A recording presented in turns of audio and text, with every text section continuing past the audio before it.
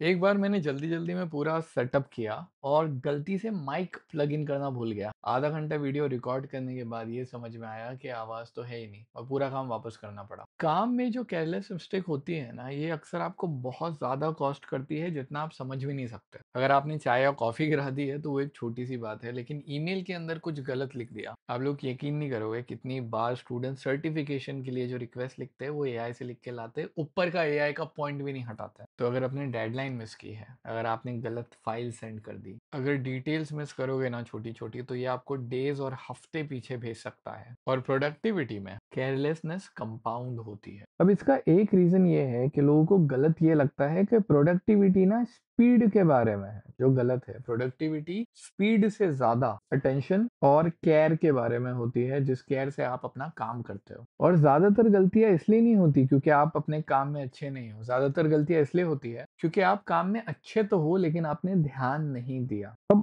हम जिस दुनिया में रहते हैं वो स्पीड को ग्लोरीफाई करती है कि स्पीड बहुत अच्छी चीज़ है भाई साहब। लेकिन कई बार कोडिंग करते वक़्त अगर आप एक कॉमा, एक कुछ गलत डाल दो, उसके बाद में जान निकल जाती है उसको करेक्ट करते-करते। इसलिए प्रोडक्टिविटी के बारे में एक अंडरस्टैंडिंग चेंज कर लेते हैं कि प्रोडक्टिविटी का ये मतलब नहीं है कि ज़्यादा काम करो। इसका मतलब ये है कि काम अच्छे तरीके से करो और कंसिस्टेंसी के साथ। और जितना काम आप केयर से करोगे ना, वो आगे आपका बहुत सारा टाइम बचाते जाएगा, जिसके बारे में आपने अभी नहीं सोचा है। और इसमें एक प्रॉब्लम ये भी है कि जो स्पीड की वजह से हमारा फोकस खराब होता है ना, वो आपको दिखता नहीं है। इसलिए एक मंत्र याद करके रख लो आज, slow is going to be smooth and smooth is going to be fast. क्योंकि ये एरर को कम करता है और जब एरर कम होते हैं तो आपका काम अपने आप में फास्ट हो जाता है। इसलिए चेक पॉइंट्स बनाइए। जब भी आप कोई काम कर रहे हैं तो मुड़ के देखिए कि ये काम सही से हो रहा है या नहीं हो रहा। हर चीज को एक बार डबल चेक